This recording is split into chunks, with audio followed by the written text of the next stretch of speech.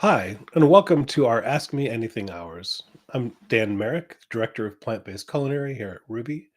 And during these events, we always invite our students to come in and ask any chef related questions so we can help you along. Of course, my emphasis is on plant based, so we usually try to keep those questions around plant based eating for this hour.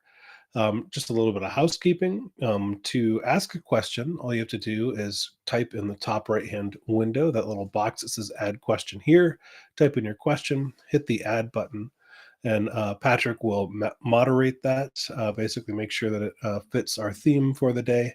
It'll be posted on the right hand side. If you see one of the questions on the right hand side you'd like to be answered first, you can always hit the heart icon, and that will actually move that question further up in the queue. We usually are able to get through all of the questions, but if we can't, we will try to email you with an answer after the fact if needed. You can also email questions anytime you have them. Of course, our email addresses are just our first name at ruby.com. So mine is dan at ruby.com. All right, so let's jump right into our question queue here. We're going to start off with Janet. I have an essential tremor which has become worse the last 5 years. Any extra tips for knife skills other than knight's gloves, which are very awkward to wear? Thanks. So I'm guessing knight gloves are like the the cut gloves, which is a very standard kind of thing in the industry.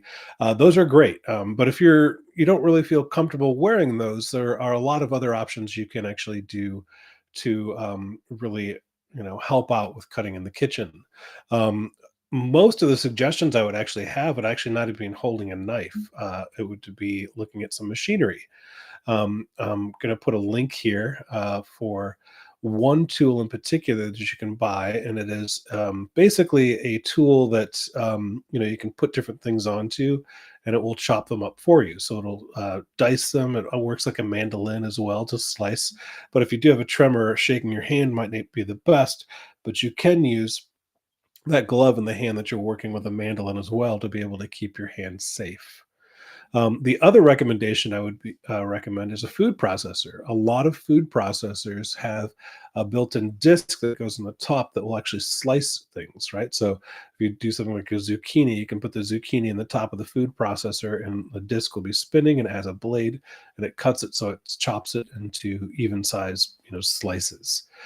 Depending on your use case, like if you're doing slices, that's perfect. But something like the other thing, that the link for the vegetable chopper might actually be a good use for that as well, or a combination of the two.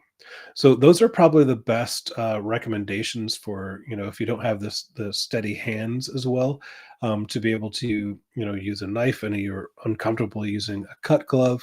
I would switch to something like those, the machinery that can actually help to make your job a little easier. Now, those little vegetable choppers, not very expensive. They're usually about $20, and they're a variety. This is just the first one that came up on a search. There are a lot of different kinds of them. The food processor could be a little bit more expensive, so you might want to start with the vegetable chopper and then see how that works for you. But I hope that helps, Janet. All right, Melissa. In the plant-based pro, the fats chart in task 90 says review the following chart thoroughly as you may be assessed on it. The urban spice chart from 99 says similar. Sweeteners 96 mentions no assessment. Can you clarify how well we should know each? So yeah, those charts are basically kind of listing out different uh, different characteristics of each one of those. So the fat chart in particular will tell you different smoke points, different things to be able to use, different oils for if you're going to be using them. So it's based, like, it's basic information to be able to kind of get a good understanding of. And I think that that's probably what I would look at on those charts, is to be able to get a good understanding of them, but you don't have to memorize each one. I'm not going to specifically ask you, what this, well, I might ask you what the smoke point of olive oil is in particular, but I might not ask you what the smoke point of avocado oil is. Now, the kind of quick answer for this is you don't have to memorize everything on that, but you might be quizzed on some of the general knowledge from those charts. So you definitely want to have a good general understanding of all the information that is on those charts. I can't tell you what is going to be assessed specifically because we do randomize our assessments on those. So each student will have a different quiz or assessment each time we take them. So if you're taking it with a friend, you can't actually say, oh, the answer to number two is this because their number two will be completely different than yours. So, yeah, when you are looking at those charts, just have a general understanding of what the chart is saying, and that should help you get through your assessments just fine. I hope that helps, Melissa. All right, Natalie, any info about safety factor using food saver vacuum sealing appliance? Although I love how I can have a freezer full of batch cooking results and leftovers, I can't find any info online. So, food saver vacuums are wonderful machines. I know a lot of people that use them. I have one myself, and they're great for being able to keep food longer, which is fantastic. A lot of people will kind of scoff when they see something like a Persian cucumber at the grocery store wrapped in plastic. It's actually keeping the cucumber fresher longer, which is great. And that's basically what the vacuum seal is doing as well. Vacuum seal is also wonderful for exactly what you're saying, preserving and doing freezers. It's really good for doing ferments as well. So if you want to do some fermentation using a vacuum seal, it's fantastic for doing that as well to make sure that there's no impurities inside the vacuum seal. I've also seen people use them in sous vides as well. So doing other cooking techniques, so they'll take the bag and put it into the water that you have the sous vide in. So I actually like them as a tool. I think it's a great idea. I don't use mine a ton, except for maybe freezing is probably the biggest use that I use it for. If I'm using something like pretty regularly in my fridge, I'm going to use something that reseals, like just like a Ziploc style, which can also be washed out. A lot of people don't realize that, but you can look up a tutorial on washing out your resealable bags for multiple use, which is fantastic. I really do recommend doing that as well. But the vacuum sealing is more for, especially being in the Midwest here, preserving things through the winter is a great way to be able to do that. And I have seen a lot of people using them for fermentation processes as well. Just remember that when you are fermenting something, that they will release gases and they will, instead of being really tight, they'll actually start to expand out a little bit. Eventually, if it becomes too big, you might actually have to cut a hole in it to be able to let some of the gases that are coming out of those. So, food saver vacuums, sealing appliances, wonderful. Love them. And I definitely recommend if you already have one, great. If you don't have one, don't worry about it. You don't have to run out and buy one. They're not an essential need, but they are a great thing and a great tool to have. Right. Melissa, do you prefer using a mortar and pestle or a spice grinder? That is a use case scenario for me. I have both of them. Spice grinders are wonderful for doing something like, if I'm going to be doing like a rub or something like that. If I'm doing Indian food, a lot of time I'll use a spice grinder as well. But if I'm doing something like a pesto, I might use a mortar or if I'm doing a pesto, I might use a mortar and pestle instead. There are some cases, especially with like, I guess more so if I'm going to use a spice grinder, it's going to be a dried seed. If I'm going to use herbs or garlic or ginger or something in it, I'm going to use a mortar and pestle instead. So that will be kind of my use case scenarios for each one of those. If um, you know, just kind of different needs, because I wouldn't put garlic in my spice grinder like ever, or anything with a liquid in it, or any kind of herb. But I would use that all the time in my mortar and pestle. So that's kind of the big differentiation, different, the big differences between the two of those. Sorry, not catching my words today. So that's pretty much the what I would do for each one of those dry ingredients versus something that's a little more wet. Another one from Melissa. I found a bread recipe I'm interested in trying. It calls for 2 large eggs and 2 large egg whites. I plan to replace the 2 large eggs with flax eggs. What can I substitute for large egg whites? So this might take a little experimentation, but the flax is actually a good egg replacer. So the aquafaba is actually what I would recommend for the egg whites.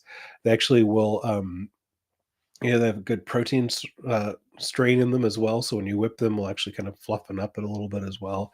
You can actually make a meringue out of aquafaba. Aquafaba, of course, is the liquid that chickpeas are stored in after they've been cooked. So you can find it's just, in the can, the liquid that's in the can with chickpeas or garbanzo beans. That's basically that liquid that's in there. Those are great egg white replacers. So that's probably the first place I would go in that. Now, just saying that, if you're using a recipe that calls for two large eggs and two large egg whites, that might not correspond as a 1-to-1 ratio. There's definitely going to have to be a little bit of experimentation in that to make sure that they work for each other, because it doesn't always mean that the aquafaba or the flaxseed will replace the egg perfectly. So you might need to do a little bit of experimentation to make sure that it does work the way you're wanting it to. So I hope it does work out for you, and just try a little bit of experimenting and happy cooking. All right. Nika, admittedly, I'm in this mainly for health improvement, yet I wonder whether I should feel guilty for wanting to eat food that tastes as good as the dishes I used to make. You shouldn't feel guilty about that at all. In fact, the more you cook, I'm guessing you're saying in this for a whole food plant based lifestyle, the more you cook in that style, the better the flavors will get. Just because the more skill you're going to learn and the better you're going to be able to season your food. Um, you know, you can still get really big flavor out of whole food plant based. Though there are a couple areas that we lay back on in the whole food plant based areas that specifically for forks over knives. I don't use any oils at all, and the reason that people do use oil is it helps to kind of help fat basically helps to spread flavor around on your tongue, and you can still get that fat from other sources from nuts, seeds, avocados are definitely the best sources for whole food plant-based diets to be able to get your fats. So you can help spread flavors through those as well, but also I'm a very big proponent of using fresh herbs and spices to be able to really get the biggest flavor out of your meals. Just like we were talking about before with a spice grinder or a mortar and pestle, you could actually get a really big flavor just by using spices that are whole and then grinding them up right before you're going to use them. You're going to get a much bigger flavor out of those. Now, some of these little tricks you might not have done in some of the cooking you were doing before, but you'll notice that big flavor is a result when you're cooking in whole food and plant based. If you're not doing any oil, that's fine. Just look at nuts, seeds, and avocados as your fat sources and look for ways to be able to help incorporate those into your meals where you're looking to get some bigger flavor and some flavors that are reminiscent of the ways that you used to eat. So I hope that helps. Don't feel guilty at all for wanting to eat food that tastes good. We're wired that way. And you should be able to eat well, and you should be able to eat wonderful flavor meals, eating a whole food plant based diet. Mulana. Nowadays, we have almost all animal products are produced by plants. My question is how the factory actually made the product become nearly the same as the original. Does it save to consume it daily? Um, so yeah, it's pretty amazing all the different products nowadays that you can get that are plant-based that look like a meat product. So from shrimp to oysters, shallots to just steaks. Um, you know, like there are very popular in the product are the hamburgers and stuff like that from the Beyond and Impossibles. So all of those are basically produced. Pretty much everything I just mentioned there are produced by doing some sort of protein extract. Usually, it's a pea protein extract to be able to manipulate those into other things. So basically, they're highly processed foods. Usually, with food scientists trying to figure out how to emulate an animal product by using a plant product, and that basically means going in at a cellular level to be able to go into some of these foods to be able to recreate the texture and the mouthfeel of some of these, but also reproducing heme, which is something that's typically found in meat, um, from an animal product or from a plant-based product. So, um, is it safe to consume these daily? I wouldn't recommend it. I would definitely try to stick to more whole ingredients more often. Pardon me. But for somebody who's just converting over to, from animal products to a plant-based diet, it's definitely something that can help people on that journey. Now, I wouldn't recommend if you're switching from being, a meat eater exclusively to doing plant-based. I wouldn't say like go out and have like a fake steak or a plant-based burger every day.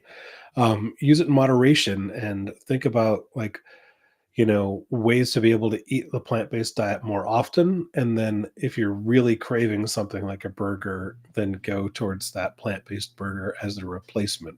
Just remember that they are highly processed and you don't want to eat, a lot of things that are over processed. So I hope that helps. All right, Peggy, I would like to incorporate hemp seeds into our diet for the nutritional benefit, but I'm unsure what to purchase to get the best nutritional value. Do you suggest hulled or whole seed? So hemp seeds are great for nutrition, really great for micronutrients. The big difference between a whole seed and a whole seed is just like you would think in rice or any other thing is the majority of the fiber is contained in the hull of the seed for hemp seeds. So if you're looking for really high fiber, you definitely want to keep the whole seed. If you're basically looking for nutrition and you're not as worried about the fiber, I mean, there's still like a good amount of fiber just in the hull as well. But most people are going to get the hulled or what they call hearts. Um, the hemp hearts, those are probably the more popular just because the mouthfeel is also different, so like in a seed for a hemp seed, they're going to be a little bit harder, which is fine, but you'll definitely find them in your food when you're chewing.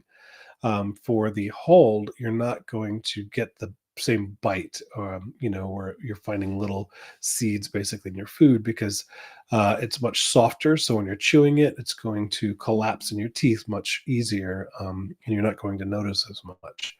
You'll get a flavor out of it, but yeah. So that's basically the main difference between those. Is the whole seed is going to give you a lot more fiber. You will get a little bit more of the nutrients out of it as well from the whole seed, but hold is typically what most people do, have as far as adding, on the top of like a salad or adding onto the top of other food. So yeah, but the best way is to be able to experiment with both and see what works best for you. Victoria, I recently went to a vegan pop up where the baked goods were made with spelt flour. What are the benefits and how can I incorporate this into my diet? So, spelt flour, it's another thing that's really high in fiber. Nutrition wise, it's, very comparable, but there's like, I'm not really sure what to tell you on the nutrition aspect of that.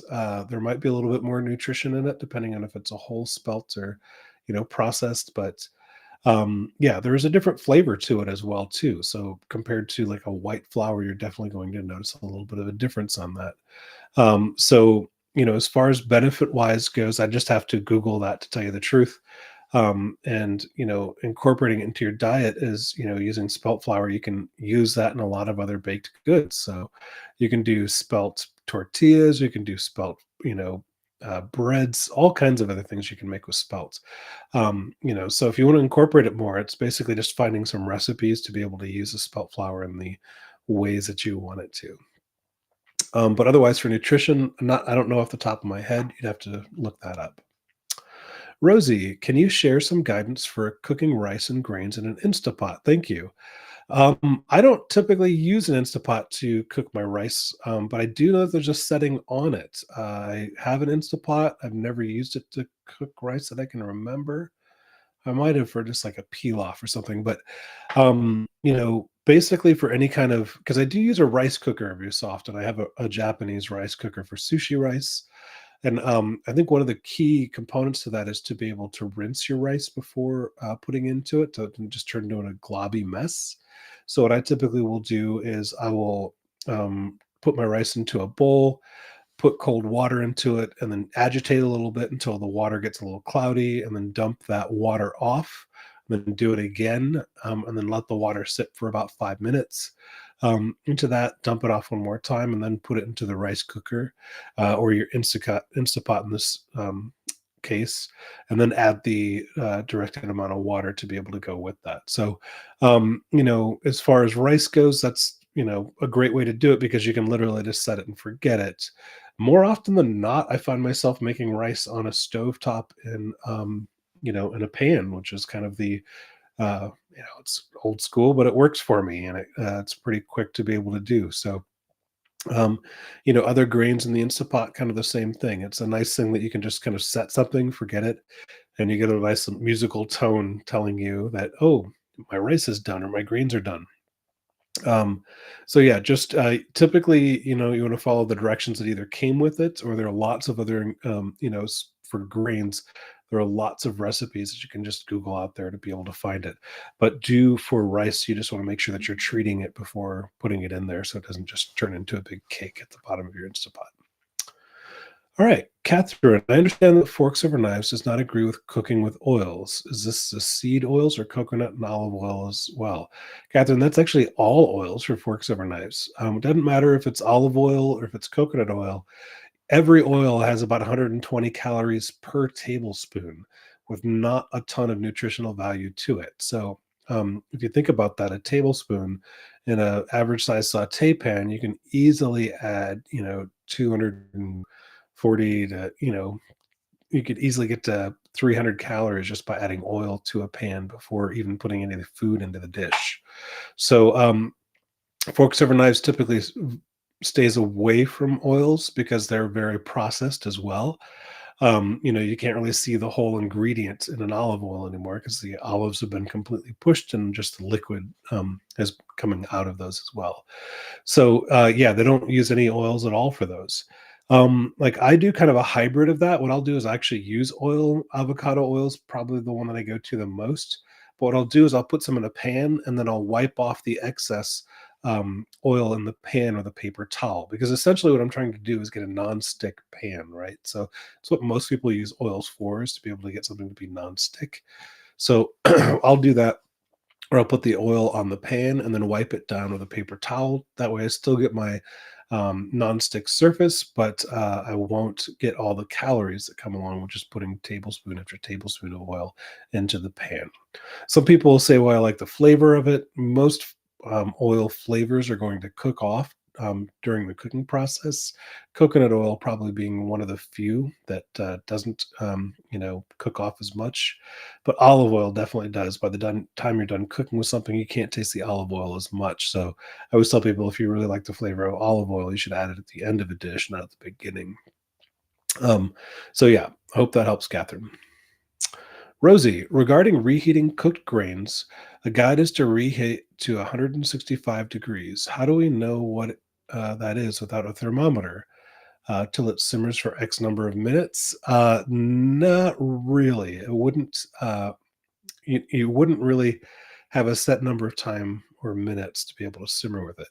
I think the best answer for that is to get a thermometer. Thermometers are pretty cheap. They're like $4 to be able to have one. Especially when you're reheating things like grains, it's also a good idea to make sure that you're checking that they're at the right temperature for it. But at 165 degrees, you can usually feel that pretty well with your finger. If it feels pretty hot with your finger, it's going to be, at a certain temperature. But a thermometer is definitely the best way to be able to make that happen, Rosie. So you can just get, they have like just the metal ones with just a tip that you can put into it is probably the one that most chefs use. But they have all kinds of fancier ones that are digital and all kind of other case uses for those. But getting the thermometer to be able to get it to the 165 degrees, if that's exactly what you're looking for, is definitely your best case scenario. Catherine, I just got into sourdough cooking. Is that acceptable for the forks over knives diet? So it can be, is the short answer. So depending on what you're doing in your sourdoughs, right? So you're as long as you're keeping the ingredients to a whole, right? You should be fine. So you can do a whole grain sourdough. Is basically what I'm getting at. So instead of using a white flour, you want to use a whole grain instead. And if your mother, the actual start of your sourdough, is not a whole grain, don't worry about that. Just start feeding it with a whole grain, and it will become a whole grain sourdough starter. So yeah, basically, you can do what you were doing before. The oil, some people will put oil to be able to coat the outside of their dough, the dough balls, and that's probably kind of that and the whole grains are kind of the areas that you have to watch out for trying to keep dough forks over nose diet. But we're not talking about putting lots and lots of oil on the outside of that to not get it to stick. And there are other ways to be able to get around the oil on the outside as well too. But the biggest part is just keeping it a whole grain instead of a white flour. All right, Natalie. Hi, back to the aquafaba question. If I cook my own chickpeas in an Instapot, can I use that liquid in the same way? Yes, you absolutely can, Natalie. That same protein-rich water, basically that's what aquafaba is. It's all the proteins coming out of the beans and going into that water. So you can absolutely use that in the exact same way. In fact, freezing it is actually a really good way to save it too. So even if you're using canned, you can just pour it into an ice cube tray and then freeze the aquafaba to be able to use it later as well. But cooking your own chickpeas, you end up with aquafaba all the time. Well, great. Thanks so much for the question, Natalie. And it looks like it was a fast one today. We got through all of our questions. Thank you guys so much for joining us on Ask Me Anything Hours. My name is Chef Dan, and we'll see you next time. Have a great rest of your day.